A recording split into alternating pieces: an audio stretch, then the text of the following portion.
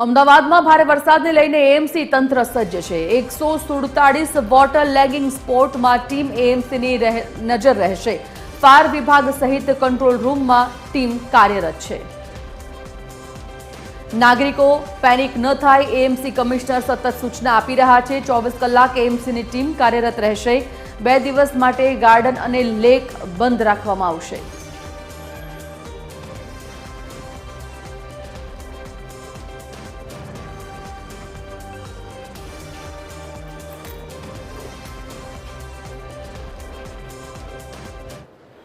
હવામાન વિભાગ દ્વારા અમદાવાદમાં ભારે વરસાદની આગાહી કરવામાં આવી છે। ત્યારે જ આ ભારે વરસાદને લઈને એએમસી તંત્ર કેટલું સજ્જ છે આ તમામ મુદ્દા ઉપર ચર્ચા કરીશું। અમદાવાદ મ્યુનિસિપલ કોર્પોરેશનના જે કમિશનર છે બંછાનિધિ પાની, એમની સાથે જ વાત કરીશું। સર, જે પ્રમાણે ભારે વરસાદની આગાહી કરવામાં આવી છે, એએમસી તંત્ર કેટલું સજ્જ છે? એએમસી તંત્ર સંપૂર્ણપણે સજ્જ છે। એએમસી દ્વારા જે સાબરમતી નદી છે એ સાબરમતી નદીને ખાલી કરીને સંપૂર્ણપણે જે છે લોઅર બોટમ લેવલમાં કરી દેવામાં આવ્યું છે, સો દેટ વરસાદનું પાણી જે છે એ નીકળી શકે। અને એના સાથે સાથે ખારીકટ કેનાલમાં જે છે એમાં પણ પાણી ઉપરવાસનું જે આવતું હતું એને પણ બંધ કરી દેવામાં આવ્યું છે। એના સાથે આપણા મેનપાવર ડિપ્લોયમેન્ટ દરેક ઝોનમાં કરવામાં આવ્યું છે। Control room, central control room અને તમામ ઝોનલ કંટ્રોલ રૂમ્સ જે છે એ કાર્યરત છે। 24/7 એ તમામ લોકો ત્યાં સિનિયર ઓફિસર્સ થી લેડ થાય છે।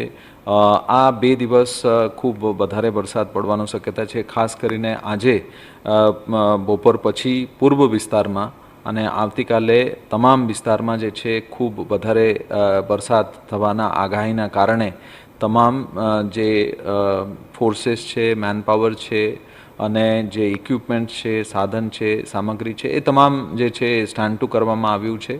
વાઇટલ ઇન્સ્ટોલેશન્સનું ખાસ ધ્યાનમાં રાખવામાં આવેલું છે અને એના સાથે સાથે એના જે રેસ્ક્યુ ટીમ્સ છે એ રેસ્ક્યુ ટીમ્સ ફાયરના સાથે સાથે લો લાઇંગ વિસ્તારમાં લોકોને સ્થળાંતરિત કરવાનું જરૂરિયાત જણાય તો કેટલા જગ્યા આઈડેન્ટિફાય કરીને રાખ્યા છે, સો દેટ લોકોને સ્થળાંતરિત કરી શકાય।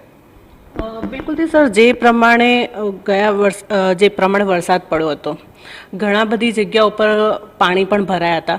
આપણે કંઈક વોટર લોગિંગ સ્પોટ નક્કી કરવામાં આવ્યા છે ખરા, અને ત્યાં કયા પ્રકારની તૈયારીઓ છે? તમામ વોટર લોગિંગ સ્પોટ્સ 147 જે છે એ અમદાવાદ શહેરમાં છે, પણ આવા પ્રકારનું જ્યારે વરસાદ થાય ત્યારે ખૂબ વધારે વરસાદ પડવાનું શક્યતા હોય ત્યારે એ 147 વોટર લોગિંગ સ્પોટ્સ ઉપરાંત પણ આખા શહેરમાં જે છે એ કાર્યવાહી કરવાનું હોય એટલે આખા શહેરમાં આપણા દ્વારા કાર્યવાહી કરવામાં આવ્યું છે। ગઈ વખતે 23 ઇંચ વરસાદ એકી સાથે પડવાથી જે છે ઘણા બધા વિસ્તારોમાં પાણી ભરાયા હતા, પરંતુ ઇમિડિયેટલી એ પાણીનો નિકાલ કરીને એમાં જે કંઈ કાર્યવાહી છે એ કાર્યવાહી સંપૂર્ણપણે પૂર્ણ કરી દેવાયું હતું। અત્યારે પાછા જ્યારે સેકન્ડ રાઉન્ડમાં વરસાદ પડ્યા છે ત્યારે આ જે પશ્ચિમ વિસ્તારમાં જેટલા પણ જગ્યામાં પાણી ભરાયા હતા એ જગ્યામાં તો જે કંઈ અરેન્જમેન્ટ કરવામાં આવેલું હતું, ટ્રેન્ચિંગનું, પમ્પિંગનું, એ તમામ કામગીરી અત્યારે ચાલુ જ છે।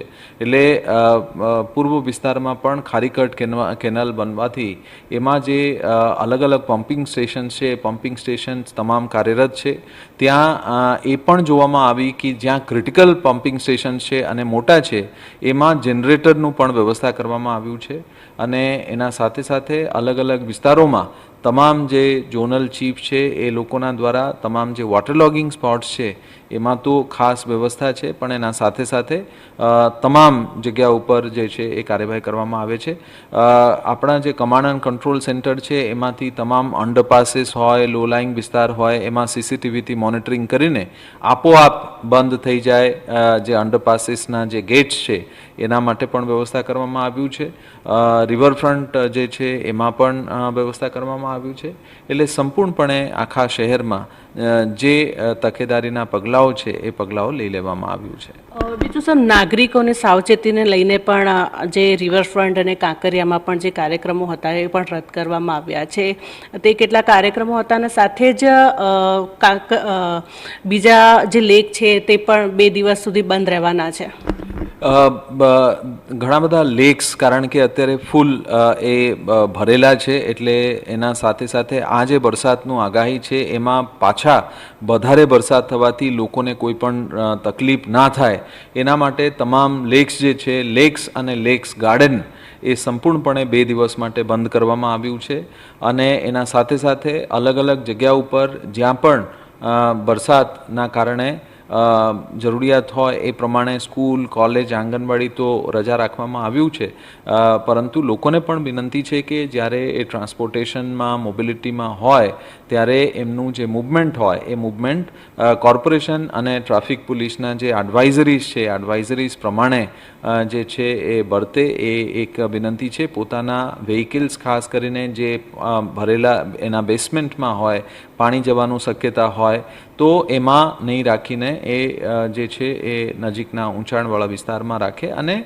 કોઈ પણ પ્રશ્ન હોય તો કોર્પોરેશનના જે કંટ્રોલ રૂમનું જે લાઈનો છે ઝોનલનું જે ફરિયાદ કરવાનું જે કંટ્રોલ રૂમ્સનું લાઈનો છે એમાં લોકો ત્વરિત ફોન કરે અને અમદાવાદ મ્યુનિસિપલ કોર્પોરેશનના તમામ ટીમ જે છે એ સજાગ છે.